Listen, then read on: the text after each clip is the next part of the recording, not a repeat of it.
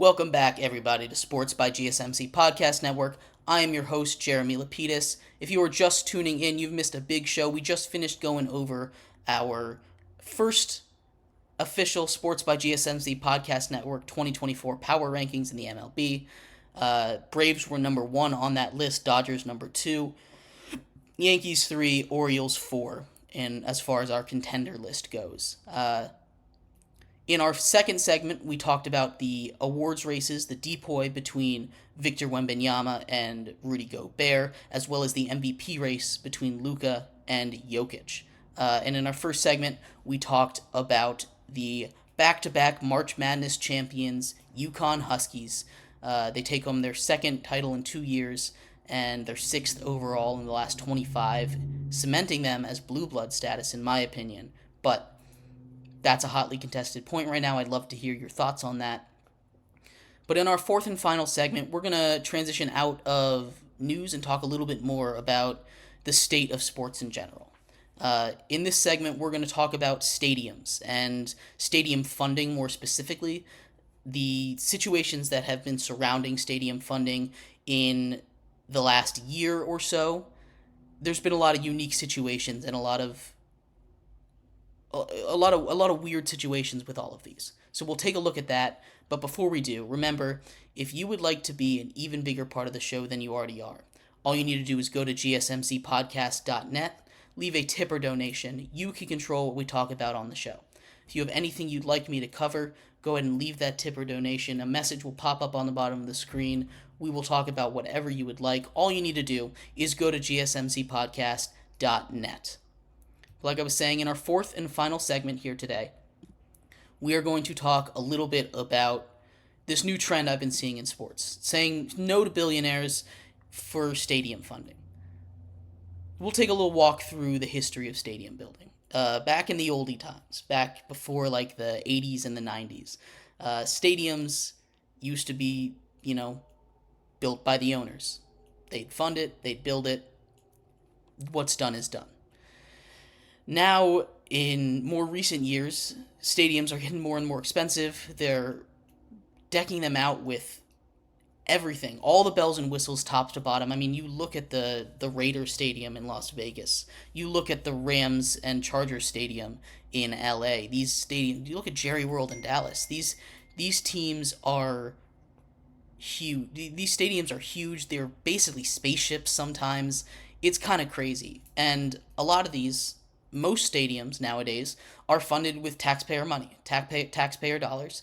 And the way that works is the billionaire, the owner, goes and says, hey, I'd like you to give me money for the stadium. This is what I'm thinking. And it used to be a little bit of a fight, but generally it would get passed. But in recent trend I've been seeing, in just like the last month or so, I think we've had at least 3 stadiums be rejected.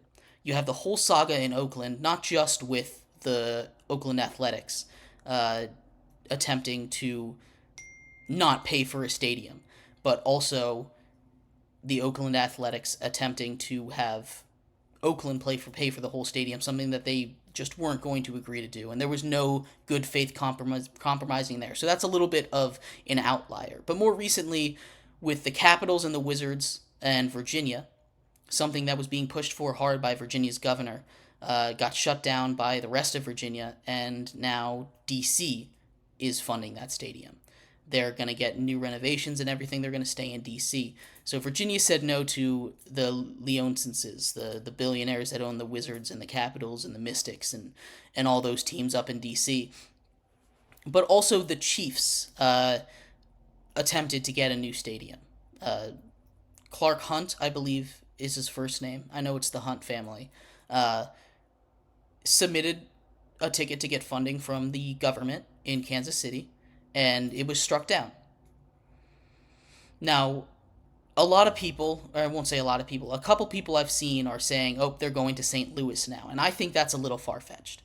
I don't think just because someone says no to your stadium means, all right, I guess that's it, we're leaving, goodbye. Now, that certainly is something that teams have done in the past. You look at a team like the Rams in St. Louis. They weren't getting their funding. They left.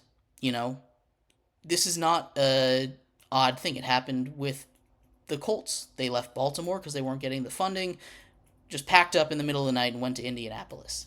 This stuff happens. It happens a good amount of the time, too. So that may be in play. Maybe the Chiefs threaten with leaving. But the Chiefs have such a strong fan base. They have what is the loudest stadium in the league at Arrowhead. They're not leaving. That would kill their fan base. It really would. Especially right now in the midst of Patrick Mahomes, they're not leaving. And I feel like Kansas City knows that. They were able to say no to this, and I haven't seen too many reports about them leaving, but there are other ways around this. And I think it's good. Because you go look at numbers, you go look at trends, and there have been studies that have been done. Like the idea for taxes paying for stadiums is it'll pay for itself because everybody is going to get the entertainment out of it. It's going to make the money back for the city, blah, blah, blah, all that. None of that is true because the way it's set up is for the stadiums, all the money to go to the owners, their tax exemptions and all these crazy things that finances that I don't quite understand completely, but the way that stadiums are set up nowadays in general are city pays for it, money goes to the pocket of the billionaire. And I don't think that's how it should be. I think if you want a stadium as a billionaire, you have the ability to fund it. Now, it's fine if you need some help funding it, but I think you should have to fund at least 50% of it. It's just my opinion. These owners have enough money. They have the ability to fund this. They're NFL owners. They're professional sports league owners. And that's a pretty radical change, I think, sometimes. But we already start to see a trend to it. People are saying, hey, no, you have enough money. We're not paying for your stuff. If you want it that bad, go pay for it yourself. And that's not going to work everywhere. Like I said, DC already shelled out a whole bunch of money to the Wizards and the Caps to keep them in DC. So it's not everywhere. But it has been a trend that I've been seeing. And it's something that I think should be applied more. Because it just doesn't make sense for people, for you and me, to pay for these stadiums out of our taxes that these billionaires can do on their own. But anyway, it's been a new trend. It's an exciting new trend. I'm glad. I'm interested to see how these billionaires counter, how these owners counters. But we'll have to see. This isn't something that's going to be resolved like that. This is something that's going to take time. This is something that's going to be a slow change, if a change at all. But we're starting to see it, and I'm very happy about that.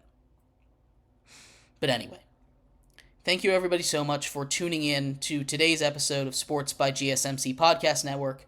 We'll be back here tomorrow, same time, same place. Hope you'll be here for it. I have been your host, Jeremy Lapidus. We'll be back tomorrow on Sports by GSMC Podcast Network. You have a great rest of your day. Bye-bye.